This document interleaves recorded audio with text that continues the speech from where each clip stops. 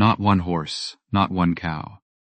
Picture yourself at dusk, 30,000 years ago, chasing a kudu across open ground with nothing but a spear and your own lungs.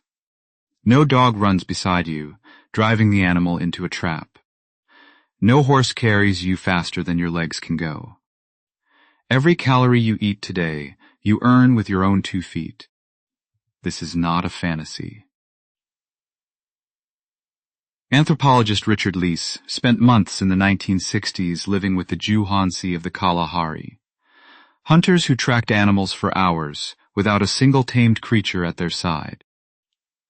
His fieldwork became a warning against a comfortable myth, that human life without domesticated animals must be desperate. It wasn't, but it also wasn't the world you know.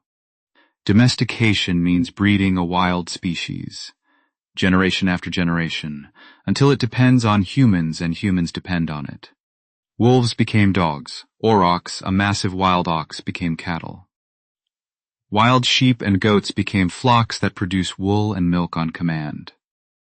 Strip that process out of history entirely, and the changes ripple outward fast.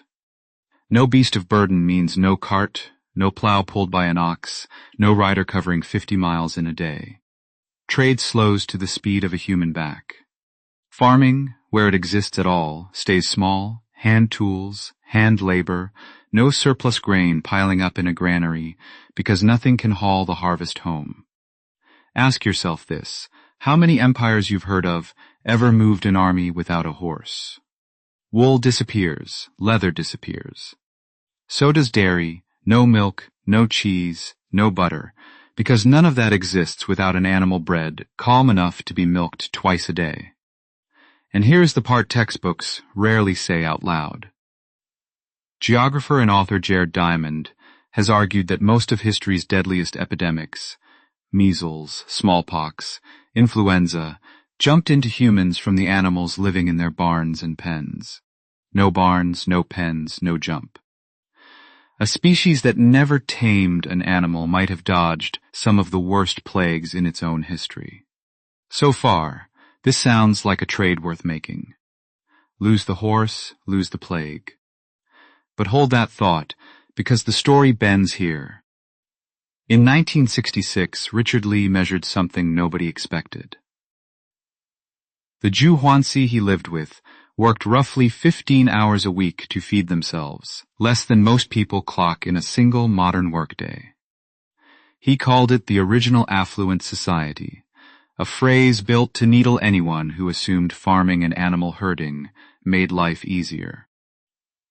Decades later, anthropologist James Sussman spent years among the same Kalahari communities and reached a similar conclusion: abundance without accumulation, no barns to fill, no herds to manage, no stockpiles to defend. What if the animals you never tamed were never the thing standing between you and a good life? This is the twist that changes the whole shape of the question. A world with no domesticated animals is not automatically a world of misery and starvation. It might be a world with more free afternoons than yours. But leisure and scale are different currencies. Consider Göbekli Tepe, a hilltop site in southeastern Turkey, where hunter-gatherers around 11,600 years ago cut and raised stone pillars taller than a person, some carved with foxes, scorpions, and boars, long before anyone in the region had tamed a single animal.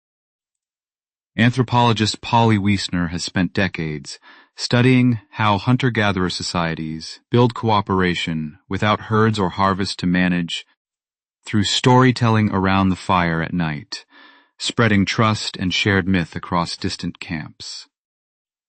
Coordination on a grand scale did not wait for the ox and the plow. It came first, so why did anyone ever tie a rope around an auroch's neck at all? Because scale still has a ceiling. Without draft animals, cities stall out at a certain size. Grain can be grown, but not stored and moved in the quantities that let 10,000 people live packed together, doing nothing but pottery, weaving, or record-keeping. Writing itself in the form we know from Mesopotamia, grew out of the need to track grain surpluses and livestock counts on clay tablets. Pull the livestock out of that picture, and the accountant with the stylus may never show up. No ledgers, no cities of 50,000. No armies that outrun their enemies on horseback. Population caps low, and history moves at walking pace forever. And yet go back further to Chauvet Cave in southern France, where humans painted lions, rhinos, and horses on limestone walls roughly 36,000 years ago. That's tens of thousands of years before anyone tamed anything. The same is true of the ochre engravings found at Blombos Cave in South Africa, deliberate cross-hatched patterns scratched by hand over 70,000 years ago. The creative mind, the one capable of symbolism, ritual, and art, was already fully formed long before the first wolf slept beside a human fire. Whatever made you capable of building a civilization, it didn't come from the animals. It was already sitting inside your skull. That reframes the entire question one more time. Domestication didn't create human intelligence or human cooperation. It multiplied what was already there, the way a lever multiplies force without creating it.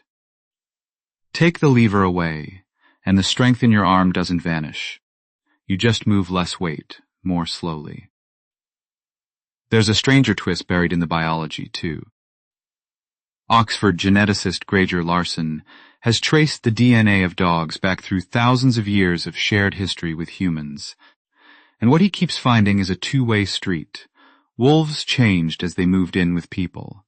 But people changed too, in behavior, in the hormones released when a dog looks you in the eye.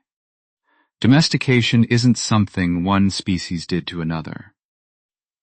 It's something two species did to each other, at the same time, without either one fully choosing it. Remove the animals, and you don't just remove tools.